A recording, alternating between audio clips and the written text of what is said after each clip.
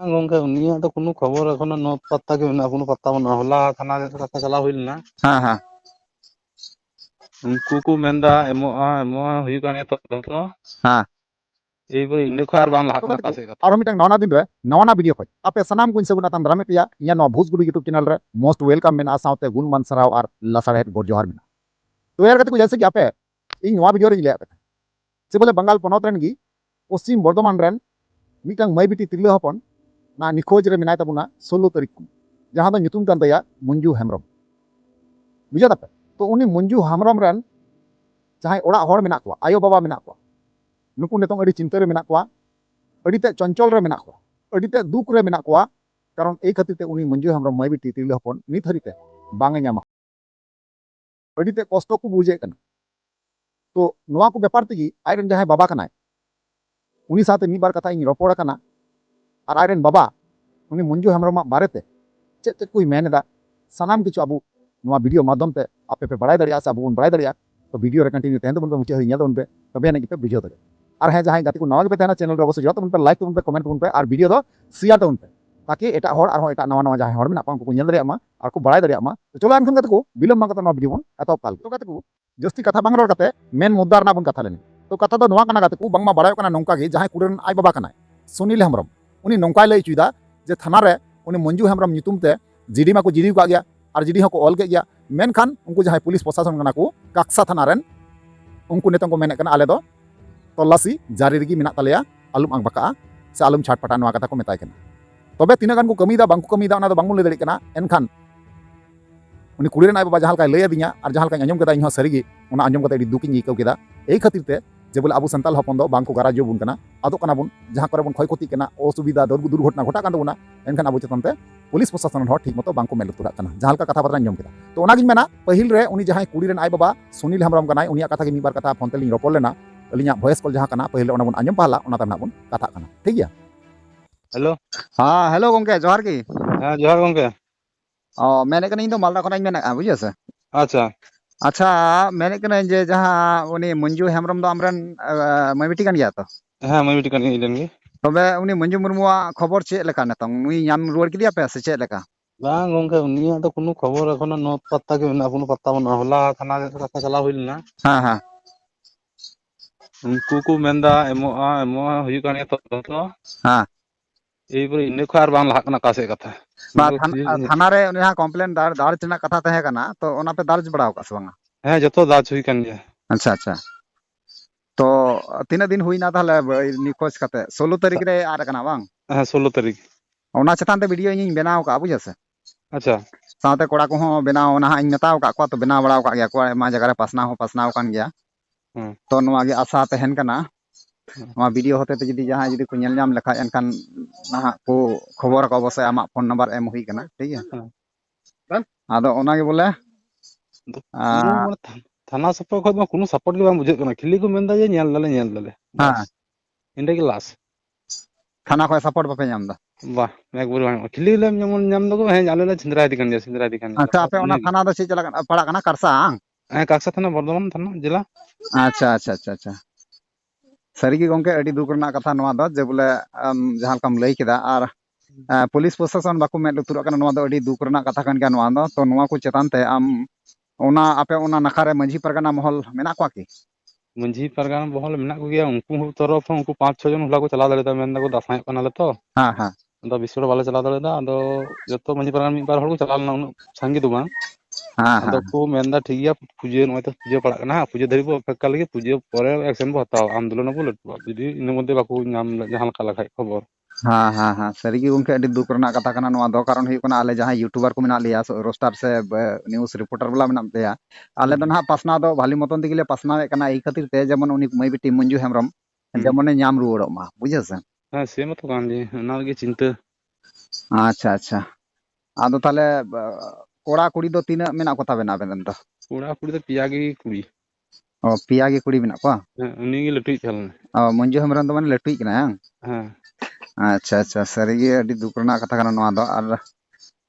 अबुरेन जहां पुलिस प्रशासन हर ना बांको में लुतुरा कना नवा मा अड़ी दुख अच्छा आपे ओंडे ओकाटा पार्टी चला कना party मिटांग ape onde party pada jalana party Party jemon hoy jalak kana Trinamool jalak kana uni mah aro bang benged kan Trinamool party mah. oh Tinimul party ma abu bun jiteu kadia menkhan cheda ba benged abun kana thoda bape men nyok ku kana ko pradhan panchayat ko Mian kete ungu menda ale chik gile meta ko nuri jen khobor hataw bako men dare hataw da chika mene to te khobor porjonto banu unku Trinamool party jaha jiteu kari rehamu. ha ha ha ado hono ge adi durbagya rena bepar kan tabuna karon cheda se abu noka vote em kate bun jiteu ko gudir bun duru ekwa ar non ka bang kole med tur bun kana noma do adite mate durbagya kan tabuna abuwa दुर्भाग्य की ado ठीक गया गंके नवा जहां recording ना हुई को ना ना चैनल रगी ना इन आड़ागा ना बुझे से तीस कोते जेमन दिसम हर को बड़ा दड़ी आर जे आपे साथे चे घटा खाना मेनते हाँ हाँ आड़ागी ना तिहिन रगी आड़ा ना चेष्टा ना अच्छा माने आपे मन रना अवस्था चे चला कना आपे परिस्थिति चे चला कना दिसम हर को बड़ा दड़ी जेमन कारण चिदा से आपे तिहिन हुईना जेमन ओने बीरभूम रेन मई बिटी जहां बहा किस्कुआ जहां दुर्घटना घटावना तो इन तायम तायम होय मंजू हेमब्रमा नोका निखोज रना घटना घटाव इदीना ओना तायम तायम आर अकय रेन चन नोंका गे निखोज हुयुआ आर आबु चेतन ते कोनो एक्शन बांग को हाता वाह प्रशासन से जहां संगठन रेन हर बाको में लुतुर बुन कना नोआ दा का ठीक बांग हुयु कना तो इन्या नेहर अरदास तहन कना जहां संगठन रे हर ना को नुकु हो नोआ को चेतन ते थोड़ा गान नेल न्यो द जरूर कान गया से पुलिस प्रशासन को नुकु हो नेल न्यो जरूर कान गया तो नोआ जे बाको में लुतुरा कना नोआ दो अडी मारंग दुर्भाग्य अडीते खराब व्यापार कना अबुआ दो तो अडीते खराब बुजुक कना बुझा से आदो जायहोक नोआ को जहां कथा कना नोआ को कथा ना दिसम हर ठें पासनावे कना दिसम हर को बड़ाया आंजमाको आमा मोने रना अवस्था चेद लका से आमरेन जहां ओड़ा हर कनाय उनिया अवस्था चेद लका नतंग अवस्था चेद लका आमरे ओड़ा ओड़ा ना अवस्था तो खराब की ओड़ा ना परिस्थिति तो मुझे कहने गिदरे जे दिन पे बुनिया ले खायदा अच्छा अच्छा अच्छा ओड़ा ना माने परिस्थिति तो इन खद आर तिना खराब माने उनी खातिर मा इतन जम हो दका हो बां जमो बड़ा गिंग जतो हड़ा परिस्थिति नोंका गे हुआ कारण चेदा से मिटंग ओड़ा परिवार रेन मिटंग कुड़ी गिदरे से कोड़ा गिदरे निखोजो तो नोआ अपनार मोने रे चेद लका बिता मेनते सनाम हर गी अकय को आधम आधम हर दुबन बड़ाई गया से खास करते इंदिन बड़ाई गया आदो ठीक गया गंके आमा मोने रना कथा जहां कना इन लय दिኛम से कुली के मिया आर दिसम हर नो कथा को आंजो माना तो जायहोक चेकाया नोका सपोर्ट एम कते गणो कते चला जरूर कना जैसे आने तो कॉम्प्लेन तो पे दर्ज का गया बांग हां कॉम्प्लेन तो 10 हुई कन गया अच्छा अच्छा आयमा दिन ते हुयन दो 16 तारीख आर तिहिन खाय तिहिन 29 तारीख कना 16 तारीख रे आड़ कना तारे आयमा दिन को तोयन आयमा दिन माने उदंग मास हुईना हाफ मास अच्छा उनी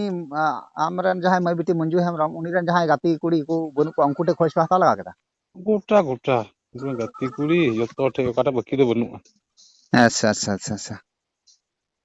अडी ते दु बुझे कना सरिगे होनका समाज रे अडी गजाक नोका अबु साथी की घटना घटाव इदी कना अडी ते दुख रना कथा कना नवा दो अच्छा ठीक गया गंके नवा को कथा ना दिसम हर को आंजमा दिसम हर ठे इन पासनावा और जायहोक यथेष्ट आले सोशल मीडिया होते तो नियगले हेल्प दाड़ी मा जे आमा जहां परिस्थिति कना जहां आमा अवस्था कना दिसम हर को बड़ाया सोशल मीडिया होते तो नियगी और नवा होते ते अडी आयमा गान ना उद्धार मी दिन बा मी दिन ले ᱧᱟᱢ ᱜᱮᱭᱟᱢ आशा मेना तिया बुझा से अच्छा आदो ᱧᱟᱢ ᱠᱷᱟᱱ ᱢᱟ ᱟᱹᱰᱤ ᱱᱟᱯᱟᱭ ᱠᱟᱛᱷᱟ ᱠᱟᱱ हाँ आशा दो तेगी लगा कारण विशेष भरोसा दो तहन दो दो जरूर कान गया कारण सोशल मीडिया होते तेगी अडी आयमा गान कमी नेतार हुयु कान तबुना और आशा कनाइन जेमन नोआ सोशल मीडिया रना कमी होते ते जनो आमा जहां इया कना कष्ट कना दुख कना जाते सहा अचोगो मा कारण सोशल मीडिया नोंकान पावर कना नोंकान ताकत कना नोंकान दाड़ी कना आम ओकाटा कमी बांग हुयु ऑटोमेटिक ओना सोशल मीडिया होते तेगी नहा कमी हुयु बुझा से आदो ठीक गया गंके आलम चिंता मोने रे दुर्बल आलम दोहया इन चिंता आलम दोहया चेष्टा दो दोहय हुयु गया चेष्टा इदी हुयु गया ठीक गया जहां संगठन हर ना को मंजी परगना महल रेन नुकु ना थोड़ा गान बड़ा चुकुम और उनकुटे थोड़ा गान लय साडी में और उनको साडी हुई कान जाने पूजे पर यहां लटू एक्शन दो हाथ अच्छा अच्छा अच्छा मंजी महल परगना हां हां पूजे पर यहां हां और हर दो और बको हता दाना परब तेगी देवी पूजा के ना तो इने करते हां अच्छा कथा दो कना मा ताले इनका गे और नोआ कथा लय लगिते मोने रना मा जहां कथा कना लय लगिते अरे मा सराविन कना मा ताले निया को मेन कते कथाñ मुचेद कना आशा निया दो ना दिसम हर को बड़ाया आमा मोने रना कथा चे चला कना मेनता ठीक है ठीक सोशल मीडिया रना आड़ा इन रेकॉर्ड दो ठीक है अच्छा मा जोहार जोहार तैयार करते फाइनली जहाँ कॉल रिकॉर्डिंग थे वॉइस रिकॉर्डिंग थे पे आंजम चुकाव के पे बड़ा के बुझे पे बुझे तीन दुख कथा लैया बुना और अड़ी दुर्भाग्य अब कथा पुलिस प्रशासन सरकार रन हर बांको आंजमे बांको मेद लुतुरा खाली को मेनदा जे बोले जारी मेना तले आले कमी उनी दोले सेंद्रा इदी कान गया मंजू हेम्ब्रम आपे बड़ा गया कते जे बोले बीरभूम जिला रे जहां आबुरेन मई बिटी बाहा किसुआ दुर्घटना घटावना ठीक नौका भावे की घटाव कना उनी हो नौका गे कुड़ी दिन लहारे आद लेनाय आद तायम ना उनिया गय हड़मो को नाम केदा और मंजू हेम्ब्रम मई बिटी हो ना 16 सेप्टेम्बर हिल 16 सेप्टेम्बर हिल आद कना और तीन 29 तारीख बुझा दपे तबे निना दिन गत कान रहा उनी मई बिटिया कोनो खय तलाश बांग नामो कना थोड़ा गान प्रूफ हो बांग नामो कना जे बोले ओकारे मेना बनुया उनकुरेन गाती कुड़ी जहां तीना मेना कोआ सनाम हटे ना कुली कुपली कते मुचे को बड़ा नाम केदा उनको आयो बाबा जे बोले उनी कुड़ी गिद्रे दो निखोज रेगी मेनाया नितोंग बाय नामो कना अड़ीते दुख रना कथा कना आयो बाबा से ओड़ा कोरन हर अड़ी चिंता रे मेना कोआ मंजू हेम्ब्रम नित रे हो बाय नाम कान खातिर ते अड़ीते दुख रना कथा कना अब समाज रन संगठन जहां मेना कोआ उनको हो अड़ीते को ढिला गिता बुना थोड़ा गान को फुर्ती ᱧᱚᱜ लेता बुन खाय कमी एनखान अब जतो से खबुन बंचाव दाड़िया ओनाते नेहर रिक्वेस्ट अरदास मेना उनी जहां मंजू हेम्ब्रम रन आय बाबा मेनाया सुनील हेम्ब्रम ना गणवाय तबुन पे मारांग गकुड़िया गोंके कुठे नेहर अरदास तहन कना नियगी जहां तिनके संगठन दादा तको बुझात को मेना कोआ आपेटे अरदास तहन कना जे गणवाय तबुन पे जेमन उनी जहां आयरन हपरत कनाय मंजू हेम्ब्रम जेमन नाम रुवार दाड़िया और हें अब मध्य खज अब भारत दिसम संताल मध्य खज जहां जुदी मंजू हेम्ब्रम नितुम ते उनी कुड़ी गिद्रा निया लहा वीडियो रिंग लैका अपिया ओना वीडियो रे फोन नंबर को जतो मेना ठीक गया तो उना नंबर पे अवश्य पे फोन रुआया उनी कुड़ी आय बाबा मंजू हेम्ब्रम आय बाबा जुदी पे नाम लेखा मंजू हेम्ब्रम ठीक गया तो चलो एनखान को नको चेतन पे जहां ओपिनियन राय थे अवश्य कमेंट माध्यम पे लैया ओना से रिप्लाई मारो ठीक है चलो तले वीडियो मिचे कना और नेपा मन दराय का नेक्स्ट वीडियो मा तले वीडियो मिचे कना मिचे रे जोहार।